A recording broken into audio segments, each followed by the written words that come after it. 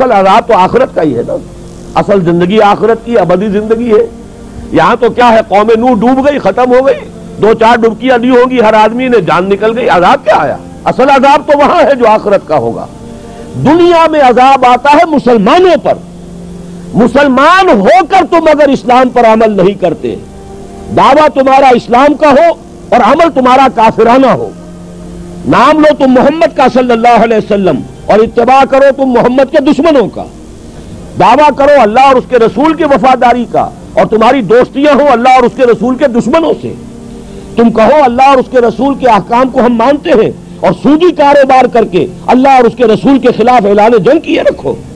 اصل عذاب دنیا میں مسلمانوں پر آتا ہے، جیسے کہ پہلے یہودیوں پر آیا، اس لیے کہ ہم سے پہلے کی مسلمان امت وہی تھی، جب تک حضور صلی اللہ علیہ وسلم کی بعثت نہیں ہوئی وہی امت تھی، موسیٰ کے ماننے والے، تورات کے ماننے والے یہودی، یہ امت مسلمہ تھی، لیکن ان پر کیسے کیسے عذاب آئے، نبوکدنضر کے ہاتھوں برباد کرایا گیا، کبھی پھر یونانیوں کے ہاتھوں تباہی آئی، کبھی رومیوں کے ہاتھوں تباہی آئی۔ اس صدی میں بھی آپ نے دیکھا، اگر آپ بھولے نہ ہو کہ یہ صدی کے وسط میں ہٹلر کے ہاتھوں 60 لاکھ یہودی قتل ہوا۔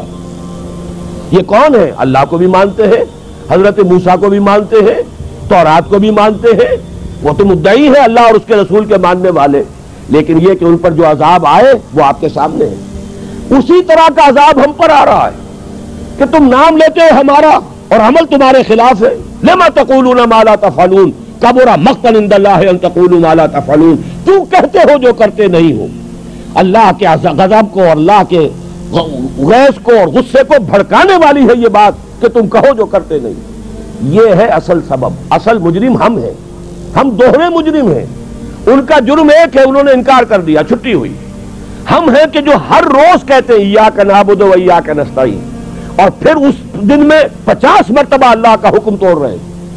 پوری زندگی ہماری گزر رہی ہے، 5 وقتہ نمازی زیادہ بڑا مجرم ہے اس وقت، اس لیے کہ وہ 23-24 مرتبہ 25 مرتبہ 27 مرتبہ دہراتا ہے ایاک نعبد و ایاک نستعین، اور پھر باہر نکل کر جو کام کرتا ہے وہ اس کے خلاف ہے۔ یہ ہے اصل میں سبب، اور یہ جان لیجئے جو عذاب ہم پر آ رہا ہے اللہ کا وہ اس وجہ سے آ رہا ہے۔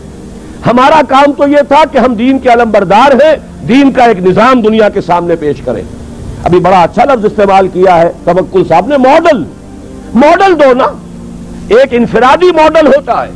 حضور صلی اللہ علیہ وسلم اپنی ذات میں ماڈل تھے، لقد کان لکم فی رسول اللہ اسوۃ حسنہ، لیکن حضور نے صرف ذاتی اور انفرادی ماڈل نہیں دیا، ایک اجتماعی ماڈل فراہم کر دیا، نظام قائم کر کے دکھا دیا۔ یہ ہے اللہ کا دین، یہ ہے اس کا سیاسی ڈھانچہ، یہ ہے اس کا معاشی ڈھانچہ، یہ ہے اس کی معاشرت، یہ ہے اس کی فیملی لاز، یہ ہے اس کے اندر تمام قوانین فوجداری اور دیوانی، یہ ہے یہاں پر قانون شہادت، یہ ہے سارا نظام، دیکھ لو، ٹھوک بجا کر دیکھ لو، یہ نظام ہے۔ جب تک وہ ماڈل مسلمان قائم نہیں کریں گے یہی عذاب کے کوڑے برستے رہیں گے، سخت سے سخت تر عذاب آئے گا۔